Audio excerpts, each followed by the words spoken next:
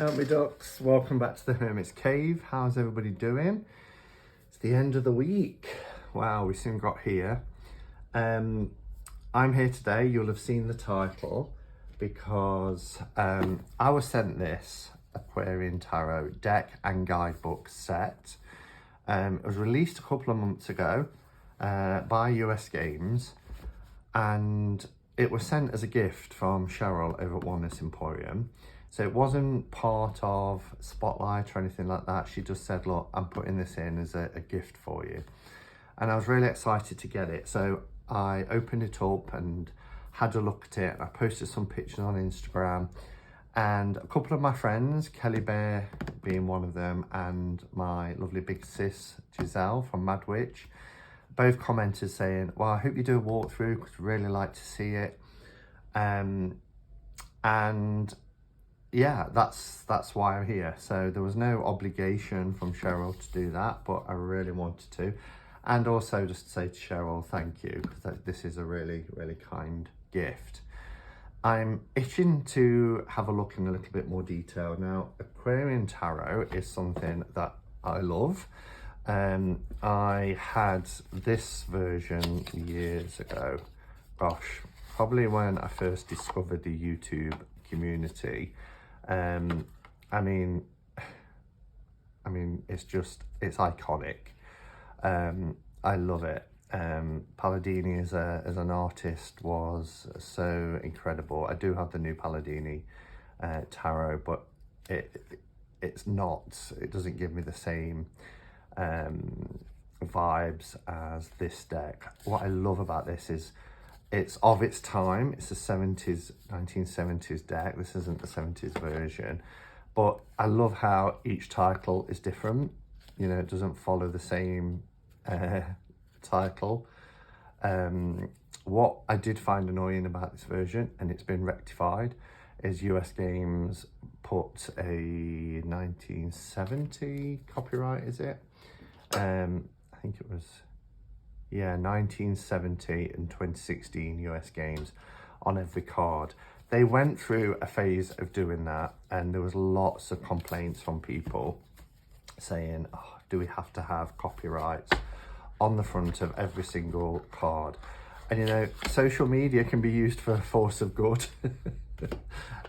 Because they do listen, and what they did was they removed it for this version, because even when they brought out the tinned version, it's still there. This one isn't in order because this is the one. I just sat and put that in order, and I thought, I'm not going to do it for the tin. I just wanted to show that there was a tinned version available too. I think this was about 4 years ago. I'm not sure if this little pull out gives you, that you get with it, gives you the publication date. Yes, I think it does. It says 2016, but it wasn't that long ago. 1970, 1993, that's when the copyright was done. I think this tin version was around 4 years ago, 3-4 years ago. It wasn't that long ago, really. Yeah, so a little card about David Palladini, which is available too. So I thought we'd look just to see what changes you get, but also this comes with a book. It's called Psychic Tarot by Craig Young-Ulis, or John Julis. I think it's probably Young-Ulis. I'm not sure. Again, I mentioned yesterday about the new design of the US Games box, which is really nice. I do like these matte two-part boxes. So on the back it says, David Palladini's Aquarian Tarot has been in print since 1970. Big up 1970. I've been around also since 1970, and is widely considered a timeless classic. The best-selling deck is now presented with the companion book Psychic Tarot, which has been updated and reformatted with full colour illustrations. The book creates a bridge between psychic development, healing work, and the esoteric wisdom in the tarot. It delves into tarot symbols, energetic patterns, intuition, chakras and auras. The knowledgeable author, Craig Young-Ullis, blends traditional and modern meanings in both upright and reverse positions, and also explores numerological and astrological correlations with the cards. Includes a 78 card deck, and the book that we're talking about is 200 pages. Now, I don't know, and perhaps I should have done a little bit of research first, whether this book, Psychic Tarot, was ever intended as a companion book for the Aquarian Tarot, or it's been updated and they've used the images. Here we've got chakras. We had chakras in yesterday's deck, the Black Seed, didn't we? Yeah, I don't know if the two have been put together into a kit and they've said, well, let's use the images. The only thing I don't like about these type of books, the glossy pages, is when you bend the spine, they tend to fall apart quite easily. It's kind of glued in, and I'm not sure how. I mean, it's already now just by doing that, put a line down the spine. But you have to do that to be able to see the words at the ends, because sometimes it gets quite difficult. Let's take the cards out for a second. They feel a little bit bigger. We'll have a look. I'll have a look at that. So I want to see what you get in the book. So this was written in 1952. So it's got no connection to Aquarian Tarot. So that answers that question. We know that the Aquarian Tarot has been around since 1970. So it was a book in its own right, and the team at US Games have packaged them together in a set. Yeah, so 1952 Psychic Tarot. Let's have a look at what the preface has to say, because then it just goes into the deck. So it'll be good to see here. There's a quote here by Craig. The purpose of this book is to create a bridge between two subjects that are dear to me, psychic development and the tarot. This bridge can be crossed from either direction. If you're investigating or working with tarot cards, you can cross comfortably into the realm of psychic development. If you've been interested or involved in psychic development, you'll be able to explore the fascinating world of the tarot. So it's that bridge between the two. This preface sounds like it was written at the time in 1950s. Yeah, it's got CJ, the initials here. So it's not going to reference Aquarian. I thought there might be an updated preface to say perhaps why this book has been linked with Aquarian Tarot. Yeah, and not everybody uses the tarot for psychic development either. So tarot is what you want it to be.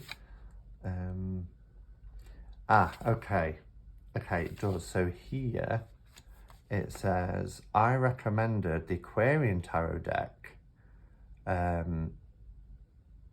because I felt that David Palladini was inspired when he created the artwork for this deck.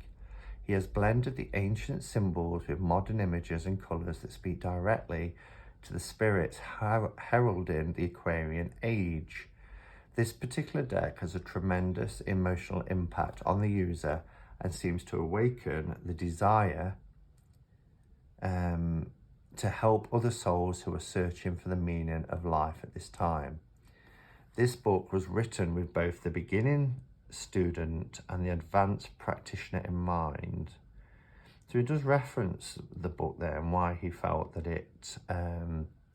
why he recommended that the Aquarian Tarot would be a good companion to the book. But there is almost 20 years difference, isn't there, between this book and the deck. It was 20 years, wasn't it? 1952. Although copyright 1985. That could be the year he was born. 1952 dash. Maybe I've got that completely wrong. Maybe this was 1985. So he did recommend the use of the deck with the book. Yeah, because his description here, the High Priestess gazes at a butterfly, so resting on the flowers she holds in her left hand. The flowers symbolize beauty and the potential for growth in all life forms. The butterfly, the symbol for intuition and movement, is within her domain. She wears a 3-tiered headdress. So it's described in the cards. Okay. We've got the chakras here as well, look. Which is interesting. So yeah, so he was obviously born in 1952 and this book was 1985. I'm going to pause and get clarification on that. Okay, yeah, so just a quick Google search. Psychic Tarot, the book, subtitle illustrated with the Aquarian Tarot deck by Craig Jungulas. I looked up how to say his name as well. It's not Jungulas, it's Jungulas. Was originally published in 1985. So 1952 would have been his year of birth. So the book has been around next year for 40 years.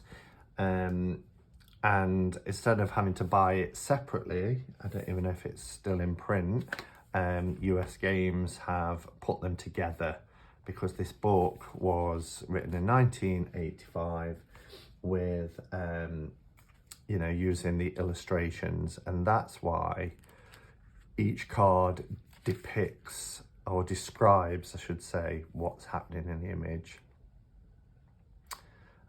which is really, really helpful.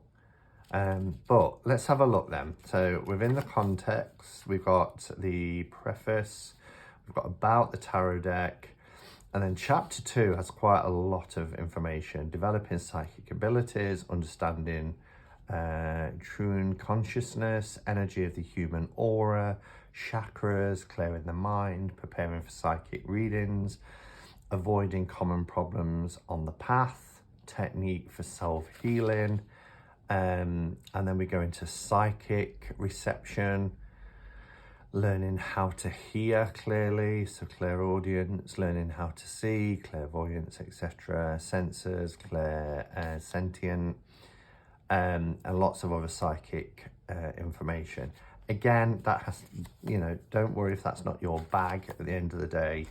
You know, the tarot is used for self-reflection, introspection, certain psychological works like inner child, shadow work, etc.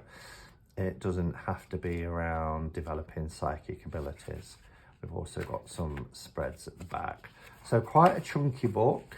There's some notes here for each of the suits and the majors. But yeah, it looks like it's around 200 pages anyway, of a nice book. I just worry about how they can sometimes fall apart in these type of books. Right, so let's have a look at the difference between the cards, if there is any difference. My title cards are usually put at the back. This one comes with a fold out. That's all you get if you buy the deck on its own. Yeah, they look narrower.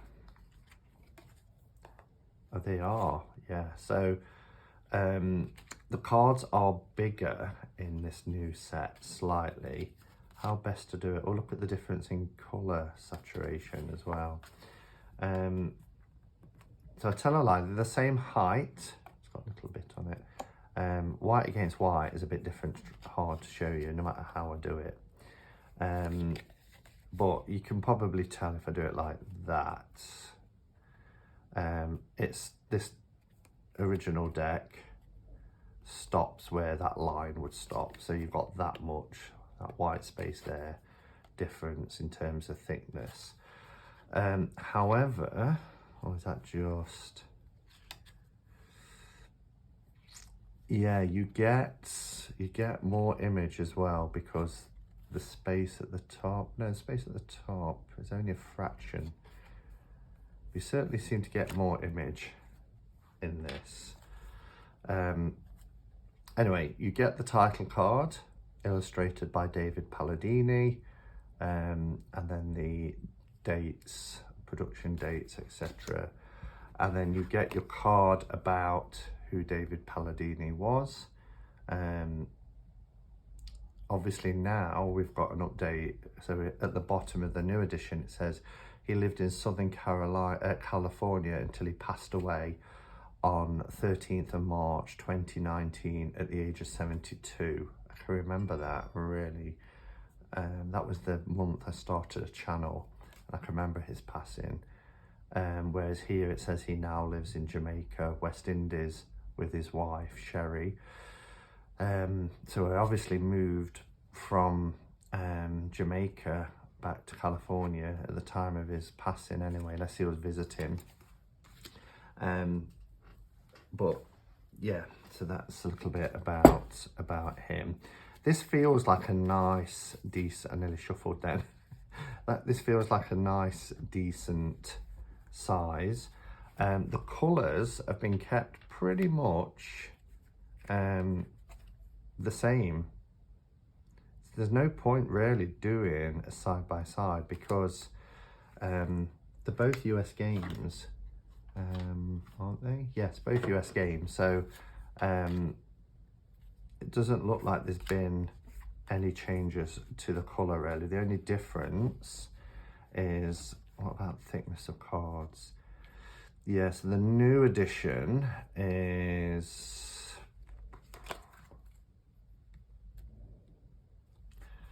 1, 2, 3, 4, 5, 6, 7, 8, 9, 10 cards thicker. So the card stock is a really nice card stock.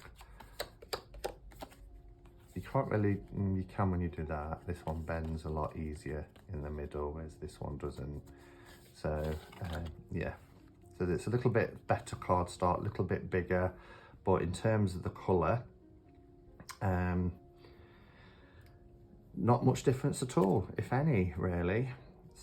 Just before I do a side-by-side walkthrough, what I did want to mention is one of the, whilst there's no changes really to the coloration or saturation of the cards, the facial expressions in the new versions are more defined. The facial features, I should say, are more defined. I'm going to bring the camera down and just give you an example. Okay, so if you look at our fall here, around the eye, it's a lot more defined, and particularly look at our magician here. The moustache is darker, the eyes are darker. I wouldn't say necessarily with the high priestess. You can see it here again with the empress look. And then it's really noticeable here in the Emperor and in the Hierophant next, that the facial features are more defined, more striking. Particularly here, look. This one's not focusing. Oh, there we go. It's trying to focus on one at a time instead of both. So yeah, so you can really tell that's something I think that is improved between the cards. Look here for the strength, and I like that. It's more vivid. There is a very sort of soft pencil, sketchy.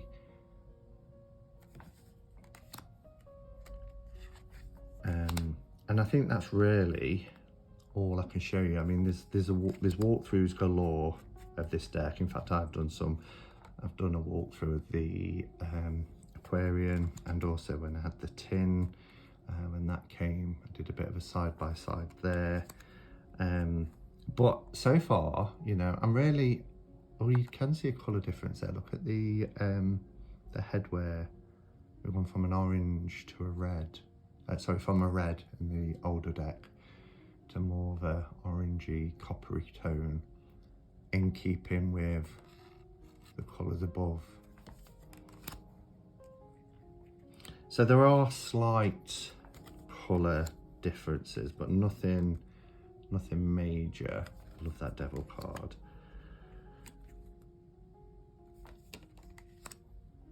star card is so iconic, such an iconic image. Oh, look at this moon.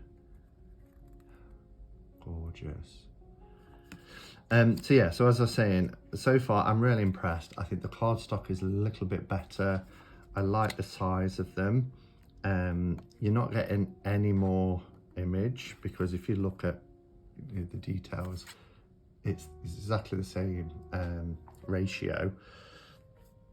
It's just that they're blown up a little bit to fit a bigger cardstock, but it's not a huge change. The rest aren't going to be in order, but I just wanted to give you that side by side comparison, really.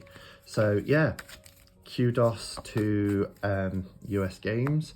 I think it's great to be able to re-release a classic deck, because I'm all about that, especially in this world of AI where decks are completed at the push of a button. To see, you know, David Palladini honoured again, and having this deck re-released with the Psychic Tarot as a companion book, rather than having to get the two entities separately. Let me know your thoughts, and thanks for being here, and until next time, go in peace. Namaste and blessed be.